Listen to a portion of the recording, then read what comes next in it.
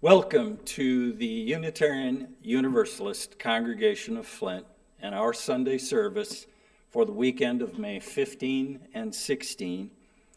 Our co-ministers here at the UUCF are the Reverends Lynn and Jerry Kerr. They're taking a break today. This morning's message will be delivered a little later by Mary Mueller, who is a member of the Northwest Unitarian Universalist Church located in Southfield, Michigan. She is on the Membership and Pastoral Care Committee at Northwest. She is a retired social worker who specialized in traumatic experiences. And the title of Mary's message this morning is Repairing the Harm Done. My name is Harold Ford. I'll serve as your worship associate this morning. I've been a member of this congregation for more than 40 years, and I've served it in a variety of ways. Our pianist is Jennifer Howard. Our special musical guest this morning won't be my son, Justin Ford, as he is recovering from a concussion that he sustained in a soccer match. He'll be replaced by Eva Cassidy via the magic of tape. Sadly, Eva Cassidy died in 1996 at the young age of 33 years from melanoma. Now I'd like to combine announcements with time for generosity. We talk a lot about love in this faith tradition. And we need to remind ourselves that we cannot live on love alone. Our existence also requires your generosity.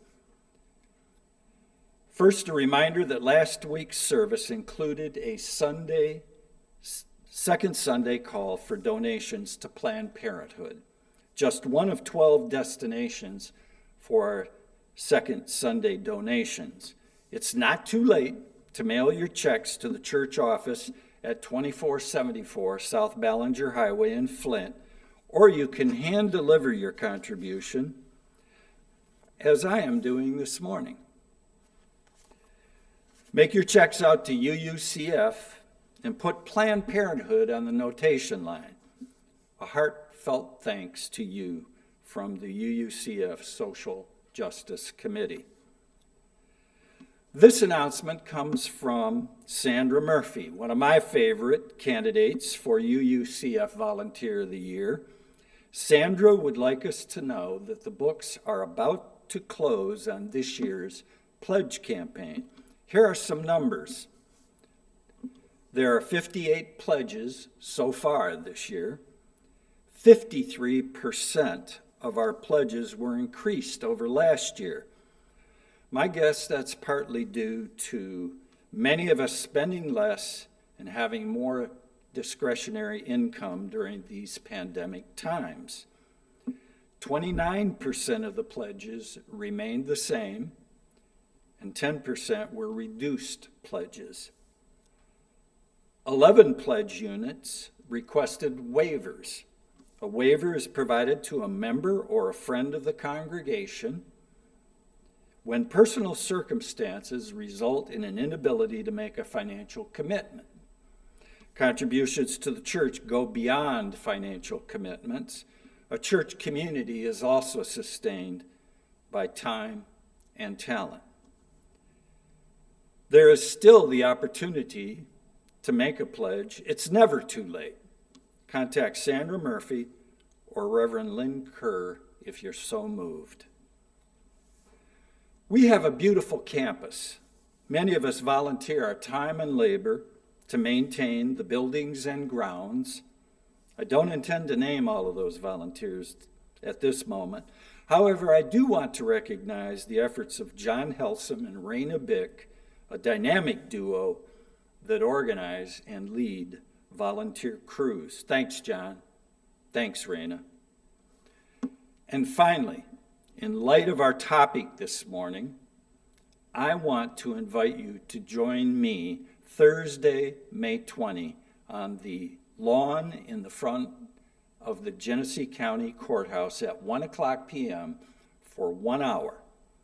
The weekly Black Lives Matter group gathers at that time.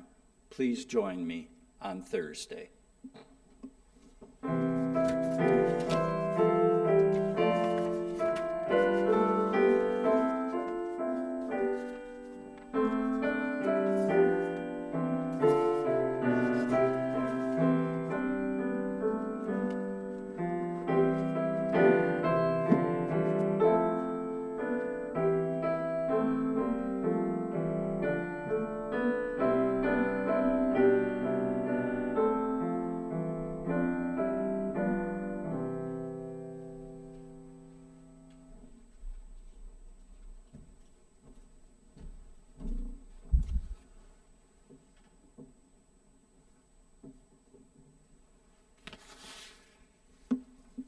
Let me combine the opening words in a reading followed by a chalice lighting and a recitation of our covenant. I'm going to read one short paragraph from a terrific book that I am currently reading, Sapiens, A Brief History of Humankind by the author Yuval Noah Harari. Homo sapiens can speak about things that don't really exist and believe in 6 impossible things before breakfast. You could never convince a monkey to give you a banana by promising him limitless bananas after death in monkey heaven. But why is it important? After all, fiction can be dangerously misleading or distracting. People who go to the forest looking for fairies and unicorns would seem to have a less chance of survival than people who go looking for mushrooms and deer. And if you spend hours praying to non-existing guardian spirits, aren't you wasting precious time better spent foraging, fighting, and fornicating? One of the reasons I love this faith tradition is that you can do readings like that. Join me now as I light this morning's chalice and recite our covenant.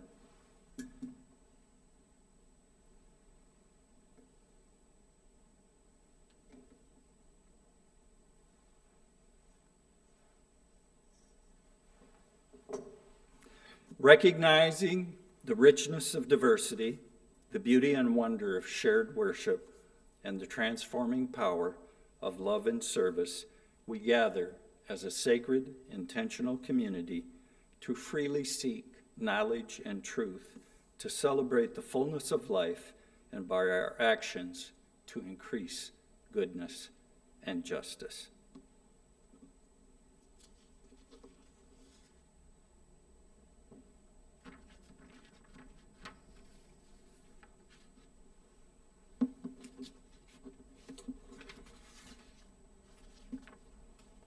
Please join me in considering a line from Amanda Gorman's inauguration poem, The Hill We Climb.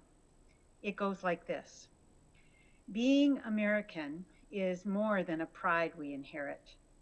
It's the past we step into and how we repair it. This month, we've been exploring the concept of beloved community envisioned by Reverend Dr. Martin Luther King Jr. It is difficult for me to have faith in a beloved community given the divisions and hate so readily available in our country. I find myself profoundly pessimistic about the prospects of reaching a national community at all, let alone a beloved community. Ms. Gorman's poem offered me a glimmer of hope that there is a path forward. But I wonder, what does it mean to step into the past and repair it? What exactly needs to happen, and who is responsible? Today, I want to explore the importance of acknowledging truth, and specifically the use of truth commissions as a first step to repair the harm of racism. Acknowledging truth is a prerequisite to apology and reconciliation. Eve Ensler, in a powerful TED Talk, described the 4 steps of an authentic apology. Here is a paraphrase of those steps. 1, say what was done in detail, what actually happened. 2, ask yourself why it was done. 3, open your heart and feel what the victim felt. And 4, take responsibility and make amends. All of the steps in this definition involve acknowledging truth. The truth about racism and its long history in the United States is not completely unknown to us. Writers and activists, from Sojourner Truth to Ida B. Wells, Malcolm X, Toni Morrison, Ta-Nehisi Coates, and many others, have spoken bravely and eloquently about the harm and impact of racism throughout our history. But there has been an equally long and effective effort to erase those truths. Our history books, literature, film, and popular culture often ignore, deny, and misrepresent the realities of racism. This is done in both glaring and subtle ways. One example of a subtle misrepresentation is the characterization of Rosa Parks as a meek, timid woman who had a moment of bravery. In fact, she was an ardent and potent civil rights activist whose activism preceded that day on the Montgomery bus and continued until her death. She was also a member of a robust community of activists in Montgomery, Detroit, and the country. Acknowledging truth is more than having truth available to us. It is an active process that seeks to know what actually happened, as well as the underlying reasons and impact of the harm. That acknowledgement may be done internally in the form of self-reflection. It may also be done individually between the persons harmed and the perpetrators of harm. Those forms of acknowledgement are something that we as individuals can and should do to move toward racial healing. White Americans can learn the truth about our history and acknowledge the harm perpetrated on our behalf. We can seek to understand the reasons racism exists and the harms it imposes on Black and brown Americans, as well as the benefits and harms for white Americans. Many of us are actively searching for and acknowledging that truth every day. We may be part of organizations that support righting the wrongs of racism. We have many sources of information to educate ourselves and to understand what has and is happening and why. This form of acknowledgement is important and has and will continue to move us toward racial healing and reconciliation. But are these efforts enough? Should we engage in a more public and official acknowledgement of the truth about racism? How might that happen? One mechanism that has been used in other countries and to a limited degree in the US is a Truth Commission, also known as a Truth and Reconciliation Commission. The idea has been discussed a fair amount in response to ongoing police brutality and the Black Lives Matter protests this past summer. Last year, Representative Barbara Lee introduced a bill for a national commission to study slavery, institutional racism, and discrimination against people of color, and Representative Deb Haaland and Senator Elizabeth Warren introduced a bill to address cultural genocide and assimilation practices against Native Americans. John Conyers, the late John Conyers, and others first introduced a bill to study and develop reparation proposals in 1989. The bill has been introduced to each session of Congress since. According to Wikipedia, a Truth Commission is an official body tasked with discovering and revealing wrongdoing by a government in the hope of resolving conflict left over from the past. Most truth commissions are temporary bodies officially authorized by the state that investigate a pattern of events that took place over a period of time. They engage broadly with the affected population and conclude with a final report and recommendations. Truth commissions have been used to address human rights violations, political violence, apartheid, and war crimes. Truth commissions are currently being developed by district attorneys and others in Boston, Philadelphia, and San Francisco to address racism and police brutality. Critics of truth commissions note that they can be used by perpetrators to avoid accountability and legal consequences. Although a truth commission can be structured to grant amnesty and achieve avoidance of punishment, they do not have to be. Others point out that it is not realistic to expect a temporary Truth and Reconciliation Commission to lead to full social and interpersonal reconciliation between groups of people.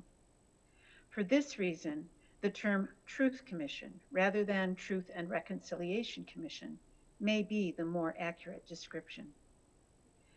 Finally, truth commissions are not always seen as successful, and as a result, may lead to a reinforcement of the divisions between groups. Successful truth commissions share certain characteristics. First, truth commissions must authentically and respectfully engage all affected members of the community, including representatives of those harmed and perpetrators. The harmed especially must be engaged in the process of developing the commission's structure, procedures, and recommendations. A truth commission is not meant to do something to victims of harm, but rather with those who have been harmed. Second, the primary focus of the commission must be listening to the experiences of those that have been harmed. Successful truth commissions seek to hear the truth as experienced by the affected population in their own words. The power of truth commissions is in this practice of truth-telling that is not subject to questioning or cross-examination. It is also vital that adequate supports are in place for those who share their stories, so that providing testimony is healing rather than re-traumatizing. Third, the scope, focus, and expected outcomes of the commission should be clearly laid out from the outset to avoid confusion or unrealistic expectations. Successful truth commissions have a fairly limited scope rather than an overly broad one. Finally, the work of the Truth Commission must be widely publicized and public. This should not be a process that happens behind closed doors. There are many that advocate that testimony before truth commissions be televised. Conversations about a National Truth Commission have increased this past year.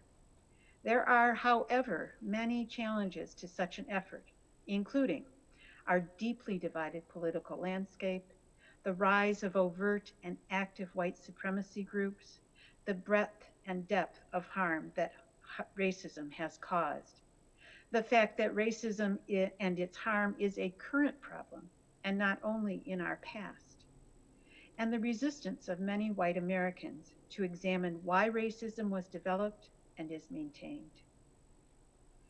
Despite these many challenges, it may be time for a National Truth Commission to address racism in the United States. This is especially true given the rise of white supremacy groups. A Truth Commission could be a clear and important response to this horror and danger. Will white Americans hear and acknowledge the truth about racism? Could a public and officially strengthened commission that examines the harm endured by Black and Brown Americans make a difference?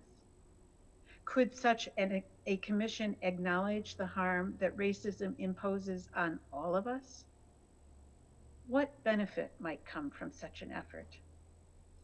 I do not have the answers, What I do know is that we, as a beloved community, should consider the questions.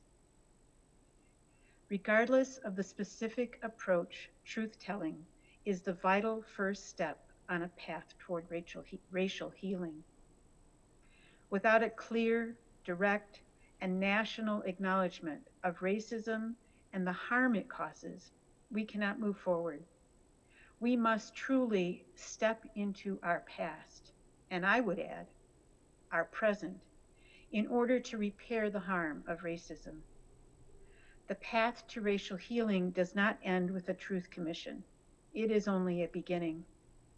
What must follow are the equally important steps of apology, atonement, reparations, perhaps forgiveness, and hopefully reconciliation.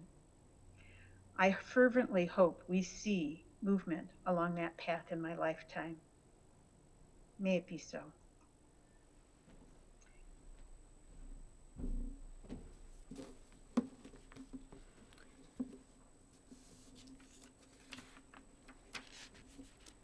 Heartfelt thanks to Mary Mueller for her wisdom and her words. White folks have got to talk to white folk about our original national sin. And we hopefully will continue the conversation on Sunday at 11:30 during coffee hour.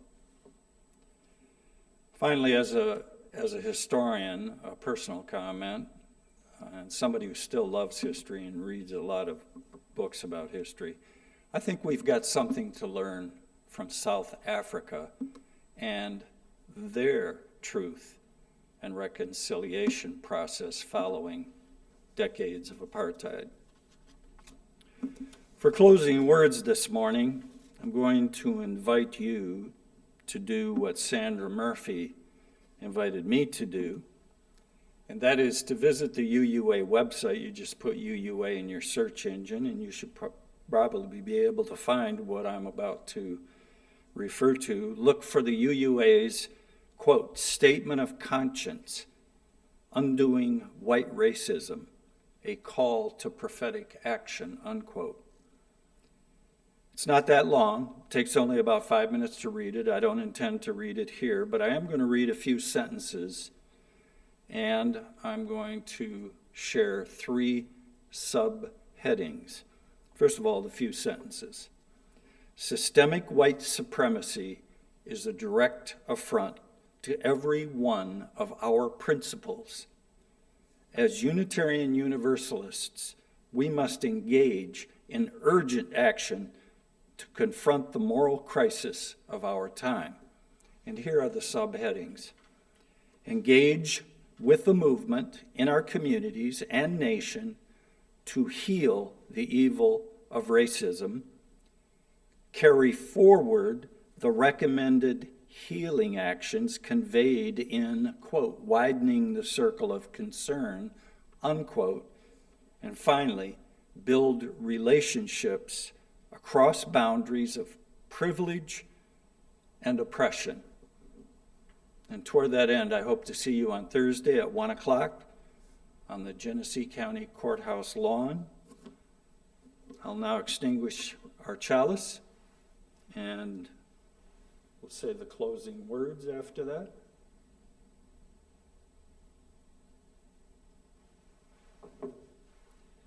We extinguish this flame, but not the light of truth, the warmth of community, or the fire of commitment. These we carry in our hearts until we are together again.